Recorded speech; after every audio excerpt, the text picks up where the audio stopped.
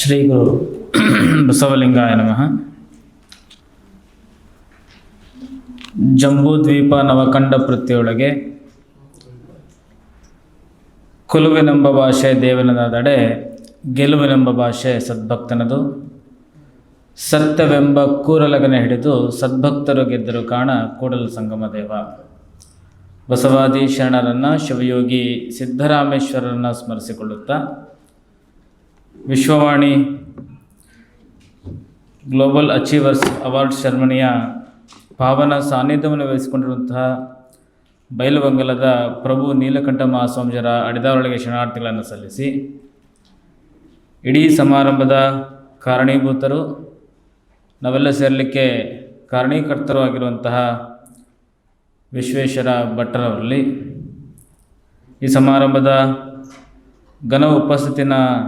ಘನತೆಯನ್ನು ಹೆಚ್ಚಿಸಿರುವಂತಹ ವಿಧಾನ ಪರಿಷತ್ತಿನ ಸಭಾಪತಿಗಳಾಗಿರುವ ಬಸವರಾಜ್ ಹೊರಟ್ಟಿಯವರಲ್ಲಿ, ಈ ಸಮಾರಂಭದಲ್ಲಿ ನಮ್ಮ ರಾಜ್ಯದ ಕನ್ನಡದ ಪ್ರತಿನಿಧಿಯಾಗಿ ನಮ್ಮ ಶ್ರೀಪೀಠದ ಅಭಿವೃದ್ಧಿಯ ವಾರಸುದಾರರಾಗಿ ನಾವು ಇವತ್ತು ಸ್ವಾಮಿಗಳಾಗಲಿಕ್ಕೆ ಪೀಠಕ್ಕೆ ಕೊಡಲಿಕ್ಕೆ ಕಾರಣೀಭೂತರು ಕೂಡ ಆಗಿರುವಂತಹ ಶಿವರಾಜ್ ತಂಗಡಿಗೆಯವರಲ್ಲಿ, ಸೇರಿರುವಂತಹ ಎಲ್ಲ ಪ್ರಶಸ್ತಿ ಪುರಸ್ಕೃತರಲ್ಲಿ ಹಾಗೂ ಅವರ ಜೊತೆಗೆ ಬಂದಿರುವಂತಹ ಎಲ್ಲ ಸದ್ಭಕ್ತರಲ್ಲಿ ಶರಣಾರ್ಥಿಗಳು. ಬಹುಶಃ ನಾವೆಲ್ಲ ಅಭ್ಯಾಸವನ್ನು ಮಾಡುವಾಗ ನಮಗೆ ಪುಸ್ತಕದ ವಿಚಾರಗಳು ಮಾತ್ರ ತಿಳಿತಾ ಇರ್ತವೆ, ಅಥವಾ ಪುಸ್ತಕವನ್ನು ಯಾವ ರೀತಿಯಾಗಿ ವಿಶ್ಲೇಷಣೆಯನ್ನು ಮಾಡ್ತಿರ್ತಾರೆ ಅದನ್ನು ಅರ್ಥೈಸಿಕೊಳ್ಳುವಂಥ ಪ್ರಯತ್ನವನ್ನು ಮಾಡ್ತಾ ಇರ್ತೇವೆ. ಅದರ ಆಚೆ ಲೋಕಾನುಭವ ಅಂತ ಒಂದಿರುತ್ತೆ. ಆ ಲೋಕಾನುಭವನ ಅರ್ಥೈಸ್ಕೊಳ್ಳುವಂಥದ್ದು ಸ್ವಾನುಭವ. ಅದುವೇ ನಮ್ಮ ಹಿರಿಯರು ಹೇಳಿರುವಂಥದ್ದು ಕೋಶ ಓದು ದೇಶ ಸುತ್ತು ಅಂತೇಳಿ. ಈ ಕೋಶ ಓದು ದೇಶ ಸುತ್ತು ಅನ್ನೋಂಥ ವಿಚಾರದಲ್ಲಿ ವಿಶ್ವೇಶ್ವರ ಭಟ್ರವ್ರ ಜೊತೆಗೆ ನೀವು ಜೊತೆಗಿದ್ರೆ ಒಂದು ವಿಶ್ವಕೋಶ ಸಿಗುತ್ತೆ, ಅವ್ರ ಜೊತೆಗೆ ಪ್ರವಾಸ ಮಾಡಿದರೆ ಒಂದು ವಿಶ್ವ ಪರ್ಯಟನೆ ಆಗುತ್ತೆ. ಅದಕ್ಕೆ ವಿಶ್ವವಾಣಿಯ ಒಂದು ಸಂಯೋಗ ಅಂತಂತಂದರೆ ಕೋಶನು ಮತ್ತು ದೇಶನು ಎರಡೂ ಸಿಗುವಂತಹದ್ದು ಅಂತೇಳಿ. ಈ ಐರೋಪ್ಯ ಜಾಗದಲ್ಲಿ, ಸ್ಥಳದಲ್ಲಿ ನಿಂತು ವಿಚಾರ ಮಾಡಿದರೆ ಬಹುಶಃ ನಾವೆಲ್ಲ ವಿದ್ಯಾರ್ಥಿ ದಶೆಯಿಂದ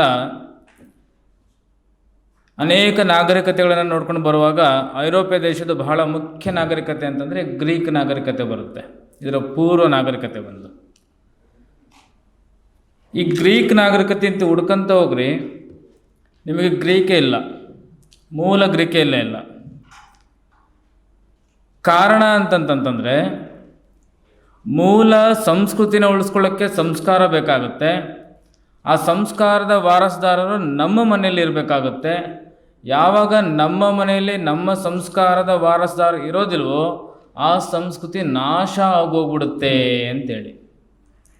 ಅದಕ್ಕೆ ಅಪವಾದ ಎನ್ನುವಾಗೆ ಭಾರತ ದೇಶದ ಮೇಲೆ ಇದೇ ಫ್ರೆಂಚರು ಕೂಡ ನಮ್ಮನ್ನು ಆಕ್ರಮಣ ಮಾಡಿದರೆ, ಆಳ್ವಿಕೆ ಮಾಡಲಿಕ್ಕೆ ಬಂದರೆ, ಇವ್ರ ಜೊತೆಯಲ್ಲಿ ಡಚ್ಚರು ಬಂದಿದ್ದಾರೆ, ಬ್ರಿಟಿಷರು ಬಂದಿದ್ದಾರೆ, ಅರಬ್ಬರು ಬಂದಿದ್ದಾರೆ. ನಮ್ಮತನವನ್ನು ನಾವಿನ್ನೂ ಯಾಕೆ ಕಳ್ಕೊಂಡಿಲ್ಲ ಅಂತಂತಂದರೆ, ನಮ್ಮ ಮನೆಯಲ್ಲಿ ನಮ್ಮ ವಾರಸುದಾರರು ಅಥವಾ ನಮ್ಮ ಪೂರ್ವಜರು ನಮಗೆ ಸಂಸ್ಕಾರದ ರಾಯಭಾರಿಗಳಾಗಿದ್ದರು ಅವರೆಲ್ಲ ಅಂತೇಳಿ. ಯಾವ ದೇಶದಲ್ಲಿ ಯಾವ ಮನೆಯಲ್ಲಿ ಸಂಸ್ಕಾರದ ರಾಯಭಾರಿಗಳು ಆ ಮನೆಯಲ್ಲಿ ಇರ್ತಾರೋ ಆ ದೇಶ ಮಾತ್ರ ತನ್ನ ಮೂಲ ಸಂಸ್ಕೃತಿನ ಉಳಿಸ್ಕೊಳ್ಳೋಕ್ಕೆ ಸಾಧ್ಯವಾಗುತ್ತೆ. ಈ ನೆಲದಲ್ಲಿ ಒಂದಿಷ್ಟು ಇತಿಹಾಸವನ್ನು ನೋಡಲಿಕ್ಕೆ ಹೋದರೆ ಬಹಳ ಅದ್ಭುತವಾಗಿರುವಂತಹ ತತ್ವಜ್ಞಾನಿಗಳಿದ್ದಾರೆ. ಮೊದಲನೇದು ಸಾಕ್ರೆಟಿಸ್ ಸಿಗ್ತಾರೆ, ಅವರ ಶಿಷ್ಯ ಪ್ಲೋಟೋ ಸಿಗ್ತಾರೆ, ಆತನ ಶಿಷ್ಯ ಅರಿಸ್ಟಾಟಲ್ ಸಿಗ್ತಾರೆ. ಸಾಕ್ರೆಟಿಸು, ಪ್ಲೋಟೋ ಮತ್ತು ಅರಿಸ್ಟಾಟಲ್ಲು ಜಗತ್ತು ಇರೋ ತನಕ ಅವರ ತತ್ವಶಾಸ್ತ್ರವನ್ನು ಓದಲಿಕ್ಕೆ ಸಾಧ್ಯತೆ ಇದೆ ಮತ್ತು ಅವರು ಸದಾಕಾಲ ಸಮಕಾಲೀನರಾಗಿರ್ತಾರೆ ಅಂತೇಳಿ. ಹಾಗೆ ಗುರು ಶಿಷ್ಯರ ಪರಂಪರೆಯನ್ನು ನೀವು ಹುಡುಕ್ತಾ ಹೋದರೆ ಇವತ್ತಿನ ಕಾಲಕ್ಕೆ ನಮಗೆ ಸಿಗೋರು ಯಾರಪ್ಪ ಅಂದರೆ ವಿಶ್ವೇಶ್ವರ ಭಟ್ರು ಅಂತೇಳಿ. ಅವರೊಂಥರ ಸಾಕ್ರೆಟಿಸ್ ಇದ್ದ ಹಾಗೆ. ಅವ್ರ ಕೈ ಕೆಳಗಡೆ ಅನೇಕ ಜನ ಫ್ಲೋಟೋಗಳನ್ನು ತಯಾರು ಮಾಡಿದ್ದಾರೆ, ಅರಿಸ್ಟಾಟಲ್ಗಳನ್ನು ತಯಾರು ಮಾಡಿದ್ದಾರೆ. ಉದಾಹರಣೆಗೆ ಮೊನ್ನೆ ಇತ್ತೀಚೆಗೆ ಅವ್ರು ಬಹುಶಃ ರಾಜಕಾರಣಿಗಳ ಬಗ್ಗೆ ಬರೆಯಲ್ಲ, ಇಬ್ಬರ ರಾಜಕಾರಣಿ ಹೆಸರು ಹೇಳೋದು ಸೂಕ್ತ ಅಲ್ಲ ಅಂತ ಭಾವಿಸ್ತೇನೆ ನಾನು. ಇಬ್ಬರು ರಾಜಕಾರಣಿ ಬಗ್ಗೆ ಹೇಳ್ತಾ ಇದ್ರಿ, ಇವರಿಬ್ಬರು ನನ್ನ ಶಿಷ್ಯರೇ, ಈಗ ಮೌನ ವಹಿಸೋದು ನನ್ನ ಸೂಕ್ತ ಅಲ್ಲ ಅಂತೇಳಿ. ಈ ಹಿನ್ನೆಲೆಯಲ್ಲಿ ಎಲ್ಲ ಕ್ಷೇತ್ರದಲ್ಲೂ ಕೂಡ ಅವ್ರ ಶಿಷ್ಯ ವರ್ಗ ನಡ್ಕೊಂಡ್ರೆ ನಾನು ಅಭಿಮಾನದಿಂದ ಪ್ರಜ್ಞಾಪೂರ್ವಕವಾಗಿ ಹೇಳ್ತೀನಿ, ನಾನು ಕೂಡ ಅವ್ರ ಶಿಷ್ಯನೇ ಅಂತೇಳಿ. ಕಾರಣ, ಗುರುಕುಲದಲ್ಲಿದ್ದಾಗ ನಮಗೆ ಲೋಕಜ್ಞಾನ ಇಲ್ಲ. ನಮಗೇನಿದ್ರು ಕೂಡ ಪೂಜೆ ಪುನಸ್ಕಾರ ಸಂಸ್ಕಾರ ಈ ರೀತಿಯಂಥ ವಿಚಾರದಲ್ಲಿ. ಅಲ್ಲಿ ನಿಮ್ಗೆ ಲೋಕಜ್ಞಾನ ಬೇಕಪ್ಪ ಅಂತಂತಂದರೆ ಹೊರಗಡೆಯಿಂದ ಬರುವಂಥ ಪತ್ರಿಕೆಗಳನ್ನು ಓದಿದರೆ ಮಾತ್ರ ನಿಮಗೆ ಏನಾದರೂ ಒಂದಿಷ್ಟು ಲೋಕಜ್ಞಾನ ಸಿಗಲಿಕ್ಕೆ ಸಾಧ್ಯತೆ ಇದೆ. ಅವತ್ತಿನ ಕಾಲಕ್ಕೆ ಒಂದು ದೊಡ್ಡ ಕ್ರಾಂತಿನ ಮಾಡಿದ್ರು ಪತ್ರಿಕಾ ರಂಗದಲ್ಲಿ ಅಂದರೆ ವಿಜಯವಾಣಿಯ, ಅದು ಬಹುಶಃ ಈ 32 ವರ್ಷ 34 ವರ್ಷ ಇದ್ದಿರ್ಬೋದು ಭಟ್ರಿಗೆ ಅಂತ ಅಂದ್ಕೊಳ್ತೀನಿ. ಅವಾಗ ಅವ್ರು ಜವಾಬ್ದಾರಿ ತೆಗೆದುಕೊಂಡಾಗ ಯುವ ವಯಸ್ಸಿನಲ್ಲಿ 1 ರೂಪಾಯಿಗೆ 1 ಕಪ್ ಟೀ ಕಾಫಿ ಸಿಗದೇ ಇರೋ ದಿನಮಾನಗಳಲ್ಲಿ ಪತ್ರಿಕೆನ ಕೊಡಲಿಕ್ಕೆ ಅವರು ಸಂಕೇಶ್ವರಿಗೆ ಪ್ರಭಾವನ ಮೂಡಿಸಿ ಆ ಪತ್ರಿಕೆಯ ಮೂಲಕ ಜಗತ್ತಿಗೆ ಅವರು ಪರಿಚಯಿಸ್ಕೊಳ್ತಾ ಇದ್ರು. ಆವಾಗ ನನ್ನ ಸಹಪಾಠಿಗಳು ನನ್ನ ಸಹಚರರು ಪತ್ರಿಕೆ ನೋಡ್ಬೇಕಾದ್ರೆ ಸಹಜವಾಗಿ ಮಕ್ಕಳಿದ್ದಾಗ ನೀವೇನರಿದ್ದಾಗ ಟಿ ವಿ ಬಗ್ಗೆ ಚಲನಚಿತ್ರಗಳ ಬಗ್ಗೆ ನೋಡ್ತಾ ಇರ್ತೀರಿ. ಪತ್ರಿಕೆಯಲ್ಲಿ ಏನು ಓದಬೇಕು ಅಂತ ಗೊತ್ತಾಗಿದ್ದೇನಪ್ಪ ಅಂತಂದರೆ ಸಂಪಾದಕೀಯನ ಓದಿದರೆ ಸಮಕಾಲೀನ ಸಮತಾಭಾವದಲ್ಲಿ ಪ್ರಸ್ತುತ ವಿದ್ಯಮಾನಗಳ ಕುರಿತು ಅವರು ತಿಳಿಸಿರ್ತಾರೆ. ಪ್ರತಿದಿನ ಅದನ್ನು ಓದಬೇಕು ಅಂತ ಹೇಳ್ತಾ ಇದ್ರು. ತದನಂತರ ಅವರ ಅನುಭವಗಳು ಅನೇಕ ಉದಾಹರಣೆಗಳನ್ನು ಕೂಡ ಈ ಹಿಂದೆ ಕೊಟ್ಟಿದ್ದೀನಿ. ಅವರು ಯಾವ ಕಥೆಗಳನ್ನು ಬರಿತಾ ಇದ್ರು, ಅವರು ಯಾವ ಉಪಮೆಗಳನ್ನು ಬಳಸ್ತಾ ಇದ್ರು, ನಾವು ಅವ್ರಿಗೆ ಗೊತ್ತಿಲ್ಲದೆ ಅವ್ರ ಪರ್ಮಿಷನ್ ಇಲ್ಲದೆ ಅನೇಕ ಭಾಷಣಗಳಲ್ಲಿ ಆ ಉಪಮೆಗಳನ್ನು ಕೊಡ್ತಾ ಹೋಗ್ತಾ ಇದ್ವಿ ಅಂತೇಳಿ. ಆ ಹಿನ್ನೆಲೆಯಲ್ಲಿ ಈ ಜಗತ್ತಿನ ತನಗೆ ಹೇಗೆ ಅರಿಸ್ಟಾಟಲ್, ಪ್ಲೂಟೋ ಮತ್ತು ಸಾಕ್ರೆಟಿಸ್ ನಮ್ಮ ಮುಂದೆ ಇರ್ತಾರೋ ಹಾಗೆ ವಿಶ್ವವಾಣಿಯ ವಿಶ್ವೇಶ್ವರ ಭಟ್ರವರು ಪತ್ರಿಕೋದ್ಯಮ ಇರೋ ತನಕ ಅವರ ಛಾಪು ಶಾಶ್ವತವಾಗಿರುತ್ತೆ ಅನ್ನೋಂಥದ್ದನ್ನು ನಾನು ಮನದಟ್ಟನ್ನು ಕೂಡ ಮಾಡ್ಕೊಳ್ತಾ, ಈ ನೆಲದಲ್ಲಿ ನೆಪೋಲಿಯನ್ ಅಂತಹ ಬೋನಪಾರ್ಟೆ ಬರ್ತಾರೆ. ಯಾರು ಗೊತ್ತಿರೋದಿಲ್ಲ, ಅಭ್ಯಾಸ ಮಾಡೋರಿಗೆ ಎಲ್ಲರಿಗೂ ನೆಪೋಲಿಯನ್ ಬೋನಪಾರ್ಟೆ ಗೊತ್ತಿರುತ್ತೆ. ನೆಪೋಲಿಯನ್ ಬೋನಪಾರ್ಟೆಯ ಜೊತೆಯಲ್ಲೇ ಇಲ್ಲಿ ಒಂದು ಆವಿಷ್ಕಾರ, ಅರ್ಥಾತ್ ಒಂದು ಕ್ರಾಂತಿ ಆಗುತ್ತೆ. ನಮ್ಮ ದೇಶದಲ್ಲಿ ಸ್ವಾತಂತ್ರ್ಯದ ಕ್ರಾಂತಿ ಅನ್ನುವ ಹಾಗೆ ಇಲ್ಲೊಂದು ಕ್ರಾಂತಿ ಆಗುತ್ತೆ.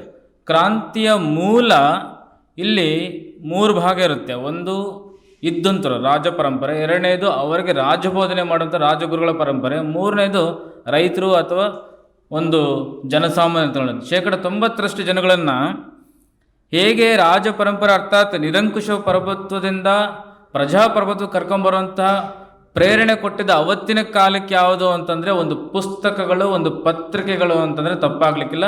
ಅವರ ಹೆಸರು ನನಗೆ ನೆನಪಾಗ್ತಿಲ್ಲ. 4 ಜನ ಇದ್ದಾರೆ ಅವರು ಅವರ ಪ್ರಭಾವದಿಂದ ಇವತ್ತು ಪ್ಯಾರಿಸ್ ಕ್ರಾಂತಿ ಏನಾಗಿದೆ, ಅವರ ಒಂದು ಪುಸ್ತಕಗಳು ಮತ್ತು ಲೇಖನಗಳು ಕಾರಣ ಅನ್ನೋಂಥದ್ದು. ಹಾಗೆಯೇ ಇವತ್ತು ನೆನ್ನೆ ನಾವು ತಂಗಡಿಗೆಯವರು ಮಾತಾಡ್ತಾ ಬರ್ಬೇಕಾದ್ರೆ ಹೇಳ್ತಾ ಇದ್ರು, ಭಟ್ರವ್ರು ಎಷ್ಟು ಪ್ರಭಾವ ಬೀರಿದ್ರು ಅಂತಂತಂದರೆ ಅವರು ಒರಿಸ್ಸಾದೋ ಅಥವಾ ಮಧ್ಯಪ್ರದೇಶದ ಉದಾಹರಣೆ ಕೊಡ್ತಾಯಿದ್ರು. ಅದು ನನ್ನ ಜೀವನದಲ್ಲಿ ಬಹಳ ಹತ್ರ ಇತ್ತು ಅನ್ನುವಂಥದ್ದು.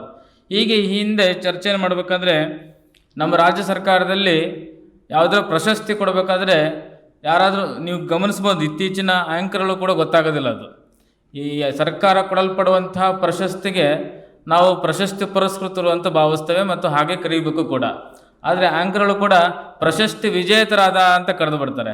ಅಂದರೆ ಪ್ರಶಸ್ತಿಯನ್ನು ಪಡ್ಕೊಳ್ಳೋದು ಕೂಡ ಒಂದು ಸ್ಪರ್ಧೆಯಾಗಿ ಏರ್ಪಟ್ಟಂಥ ದಿನಮಾನಗಳಲ್ಲಿ ಭಟ್ರವರು ಈ ರೀತಿಯಾಗಿರುವಂತಹ ಅನೇಕ ಜನಗಳನ್ನು ಗುರುತಿಸೋದ್ರ ಮೂಲಕವಾಗಿ ಹೊಸ ಕ್ರಾಂತಿಗೆ ಮುನ್ನಡೆಯನ್ನು ಇಡ್ತಾ ಇದ್ದಾರೆ ಅಂತಂದರೆ ತಪ್ಪಾಗಲಿಕ್ಕಿಲ್ಲ ಅಂತೇಳಿ.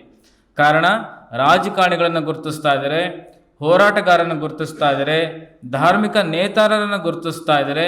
ಇದರ ಆಚೆಯಲ್ಲಿ ಸರ್ವಾಂಗೀಣ ಅಭಿವೃದ್ಧಿಗೆ ದ್ಯೋತಕವಾಗಿರುವಂತಹ ಸರ್ವರನ್ನು ಕೂಡ ಗುರುತಿಸುವಂಥ ಕೆಲಸವನ್ನು ಮಾಡ್ತಾರೆ. ಇಲ್ಲೇ 1-2 ಉದಾಹರಣೆ ಕೊಡೋದಾದರೆ, ಅಮೃತ್ ನೋನಿಯವರು ಬಂದಿದ್ದಾರೆ, ಕಾಣಿಸ್ತಾ ಇಲ್ಲಿದ್ದಾರೆ. ಅಮೃತ್ ನೋನಿಯವರು ಬಹುಶಃ ನಾನು ಇವತ್ತು ಭೇಟಿ ಮಾಡಿದ್ದೀನಿ. ಅವ್ರ ಬಗ್ಗೆ ನನಗೆ 20 ವರ್ಷದ ಕೆಳಗಡೆ ಗೊತ್ತಿತ್ತು. ಪರೋಕ್ಷವಾಗಿ ಒಂದು ಮಠ ನಡೀತಾ ಇತ್ತು ಅವರ ಅಮೃತ್ ನೋನಿಯಿಂದ. ಅವ್ರಿಗದು ಗೊತ್ತಿರಲಿಕ್ಕಿಲ್ಲ.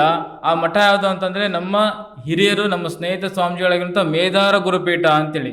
ಸ್ವಾಮೀಜಿಯವರು ಎಷ್ಟು ಪ್ರಭಾವ ಆಗಿದ್ರು ಅಂತಂದರೆ ಅವರ ಒಡನಾಡಿಗಳು ನಮ್ಮ ತುಕಾರಾಮರವ್ರು ಗೊತ್ತಿದೆ, ಅನ್ನಪೂರ್ಣಮ್ಮರು ಅವರ ಪತಿರಾಯರಿಗೆ, ಮತ್ತು ಆ ಭಾಗದಿಂದ ಬಳ್ಳಾರಿ ಜನ ಬರ್ತಾಯಿದ್ರು. ಸ್ವಾಮೀಜಿಗೆ ಒಂದಿಷ್ಟು ವಾಕ್ಸಿದ್ಧಿ ಇತ್ತು. ಅವ್ರು ಹೇಳುವಂತಹ ಮಾತುಗಳು ಒಂದಿಷ್ಟು ಜನಗಳು ನಂಬ್ತಾ ಇದ್ರು. ಅವ್ರು ಹೇಳುವಂಥದ್ದು ಒಂದಿಷ್ಟು ನಡೀತಾ ಇತ್ತು ಅನ್ನೋಂಥ ವಿಚಾರ ಇತ್ತು. ಹಾಗೆ ವಾಕ್ಸಿದ್ದಿರುವಂಥ ಸ್ವಾಮೀಜಿಗಳು ಬಂದಂಥ ಭಕ್ತರಿಗೆ ತೊಗೊಂಡೋಗ್ರಿ ಒಳ್ಳೇದಾಗುತ್ತೆ ಅಂತೇಳಿ ಅಮೃತ್ ನೋನಿ ಕೊಡ್ತಾಯಿದ್ರು. ಮಠಕ್ಕೆ ಆದಾಯ ಇರಲಿಲ್ಲ. ಮಠಕ್ಕಿದ್ದ ಆದಾಯ ಮೂಲ ಯಾವುದಪ್ಪ ಅಂದರೆ ಅಮೃತ್ ನೋನಿನೇ ಆಗಿತ್ತು. ಅದು ಅಂತಹ ಅಮೃತನೋ ನೀರನ್ನು ಈ ವೇದಿಕೆಯಲ್ಲಿ ಕರೆದು ಗುರುತಿಸಿದರೆ ಅನ್ನೋಂಥದ್ದಂತಂದರೆ ನಿಜವಾಗ್ಲೂ ನೀವು ಅರ್ಥ ಮಾಡ್ಕೊಳ್ರಿ. ಭಟ್ರು ಏನೋ ಒಂದು ಕಾರ್ಯಕ್ರಮ ಮಾಡಬೇಕಲ್ಲ ಅಂತ ಮಾಡ್ತಾ ಇಲ್ಲ, ನಿಜವಾಗ್ಲೂ ಕ್ವಾಲಿಟಿ ಇರುವಂತಹ ಐಕಾನ್ ಜನಗಳನ್ನು ಗುರುತಿಸ್ತಾ ಇದ್ದಾರೆ ಇರುವಂತಹದ್ದು. ಇವತ್ತು ಒಂದು ಮಠ ನಡೆಯುವಂಥದ್ದು, ಒಂದು ವಿಚಾರಗಳನ್ನು ಪ್ರಸ್ತುತಪಡಿಸುವಂಥದ್ದು ಅಂದರೆ ಬಹಳ ಚಿಕ್ಕ ವಿಚಾರಗಳಲ್ಲ, ಬಹಳ ಅದ್ಭುತವಾಗಿರುವಂಥ ವಿಚಾರಗಳು. ಇಲ್ಲಿ ನಮ್ಮ ನೀಲೇಶ್ ಇದ್ದಾರೆ. ನೀವೊಂದು 5 ವರ್ಷ 10 ವರ್ಷದ ಕೆಳಗಡೆ ಹೋದರೆ ಒಬ್ಬ ಯಕಶ್ಚಿತ ರೈತನ ಮಗ ಆತ. ಯಕಶ್ಚಿತ ರೈತನ ಮಗ ಇವತ್ತು ನೀವು ದುಬೈ ಅನ್ನುವಂಥ ನಗರಕ್ಕೆ ಹೋದ್ರೆ ಅಂತಂತಂದರೆ, ಯಾರಾದರೂ ಸ್ವಾಮೀಜಿಗಳು ಬಂದ್ರು ಅಂತಂತಂದರೆ, ಯಾರಾದರೂ ಕರ್ನಾಟಕದ ಮುಖ್ಯರು ಅಂತಂತಂದರೆ ಅವರಿಗೆ ಒಂದು ಗಾಡಿನೇ ಕೊಡ್ತಾರೆ. ಆ ಗಾಡಿ ಕಡಿಮೆ ಅಂದರೆ 12 ಕೋಟಿ ರೂಪಾಯಿ ರಾಲ್ಸ್ ರಾಯಲ್ ಗಾಡಿ. ಅಂದರೆ ಒಬ್ಬ ಯಕಶ್ಚಿತ ರೈತನ ಮಗ 12 ಕೋಟಿ ರೂಪಾಯಿ ಗಾಡಿನ ಆತಿಥ್ಯಕ್ಕೋಸ್ಕರ ಇಟ್ಕೊಂಡಿದ್ದಾನೆ ಅಂತಂದರೆ ಆತನ ಬೆಳವಣಿಗೆಯ ಹಿಂದೆ ಕಾರಣ ಆತನೊಳಗಿರುವಂತಹ ಛಲ, ಆತನಲ್ಲಿರುವಂತಹ ನಿಷ್ಠೆ, ಕಾಯಕ ನಿಷ್ಠೆ ಇವತ್ತು ಈ ರೀತಿಯಾಗಿರುವಂತಹ ಬೆಳವಣಿಗೆ ಕಾರಣ ಆಗುತ್ತೆ ಅಂತೇಳಿ. ಅದಕ್ಕೆ ಹೇಳ್ತಾರೆ, ನಿನ್ನ ಸಾಧನೆಯನ್ನು ಮಾಡಬೇಕು ಅಂತಂತಂದರೆ ಕನಸನ್ನು ಕಾಣ್ಕೊಂತ ಕೂಡೋದ್ರಿಂದ ಸಾಧನೆ ಮಾಡಲಿಕ್ಕಾಗಲ್ಲ. ಯಾರು ಸತತ ಪ್ರಯತ್ನವನ್ನು ಮಾಡ್ತಾರೆ, ಯಾರು ಸತತ ಪ್ರಯತ್ನದ ಜೊತೆಗೆ ಕ್ರಿಯಾಶೀಲತೆ ಸೃಜನಶೀಲತೆನೇ ಬೆಳೆಸ್ಕೊಳ್ತಾರೆ, ಅವರು ಮಾತ್ರ ಜಗತ್ತಿನ ಸಾಧಕರ ಹೊಂಗಿರಣದಲ್ಲಿ ಅವ್ರು ಕಾಣಿಸ್ಕೊಳ್ಳಿಕ್ಕೆ ಸಾಧ್ಯತೆ ಇದೆ. ಅಂತಹ ಜಗತ್ತಿನಲ್ಲಿ ಉಳಿಯುವಂತಹ ಸಾಧಕರನ್ನು ಗುರುತಿಸುವಂಥ ಕೆಲಸ ಮಾಡ್ತಿರೋದು ವಿಶ್ವೇಶ್ವರ ಭಟ್ರು ಅನ್ನುವಂಥದ್ದು.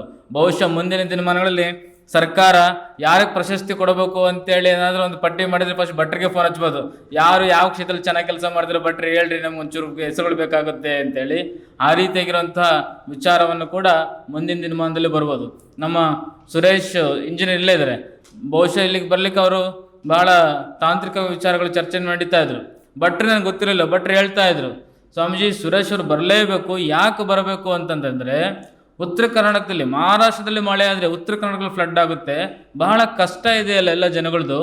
ಫ್ಲಡ್ ಅನ್ನುವಂಥದ್ದು, ನೆರೆ ಹಾವಳಿ ಅನ್ನೋಂಥದ್ದು ನಿಂತಿದ್ದು ಯಾವಾಗಪ್ಪ ಅಂತಂದರೆ, ಸುರೇಶ್ ಇಂಜಿನಿಯರ್ ಆಲ್ಮಟ್ಟಿ ಡ್ಯಾಮಿಗೆ ಅವರು ಚೀಫ್ ಇಂಜಿನಿಯರ್ ಆಗಿ, ಎಕ್ಸಿಕ್ಯೂಟಿವ್ ಇಂಜಿನಿಯರ್ ಆಗಿ ಯಾವಾಗ ವಹಿಸ್ಕೊಂಡಲ್ಲ, ಅಲ್ಲಿಂದ ಇಲ್ಲಿಗೆ ಫ್ಲಡ್ ಅನ್ನೋಂಥದ್ದಿಲ್ಲ, ನೆರೆ ಹಾವಳಿ ಅನ್ನೋಂಥದ್ದು ಇಲ್ಲ ಅಂತೇಳಿ ಒಂದು ಸಮಸ್ಯೆಗೆ ಪರಿಹಾರವನ್ನು ಕಂಡುಕೊಳ್ಳೋದೈತಲ್ಲ, ಅದು ಕೂಡ ಜಾಣನೆ. ಸರ್ಕಾರ ಸಂಬಳ ಕೊಡುತ್ತೆ ಬಿಡು, ನಾನು ಬದುಕನ್ನು ಕಟ್ಕೊಂಡು ಹೋಗ್ಬೋದು ಅನ್ನೋಂಥದ್ದು ಬೇರೆ. ಆದರೆ ಸರ್ಕಾರ ಸಂಬಳಕ್ಕೆ ಸರಿಯಾಗಿರುವಂಥ ನ್ಯಾಯವನ್ನು ಕೊಡಬೇಕನ್ನುವಂಥ ವಿಚಾರ ಇಟ್ಕೊಂಡು ಮಾಡ್ತಲ್ಲ, ಅದು ಬಹಳ ದೊಡ್ಡದು ಎನ್ನುವಂಥದ್ದನ್ನು ಭಟ್ರವರ ಆಲೋಚನೆಯಲ್ಲಿ ನಾನು ಕೊಂಡ್ಕೊಂಡಂಥದ್ದು. ಆ ಹಿನ್ನೆಲೆಯಲ್ಲಿ ಭಟ್ರವರು ಏನೇ ಮಾಡಿದರೂ ಕೂಡ ಅದು ಯಾರೋ ಮಾಡ್ತಿದ್ರಂತಲ್ಲ. ಬಹುಶಃ ಭಾಳಷ್ಟು ಜನ ನಾವೇನು ಮಾಡ್ತೀವಿ, ಟ್ರೆಂಡ್ ಫಾಲೋ ಮಾಡ್ತೀವಿ. ಯಾರು ಮಾಡ್ತೀರ ಅದು ಮಾಡೋಣ ಅಂತೇಳಿ.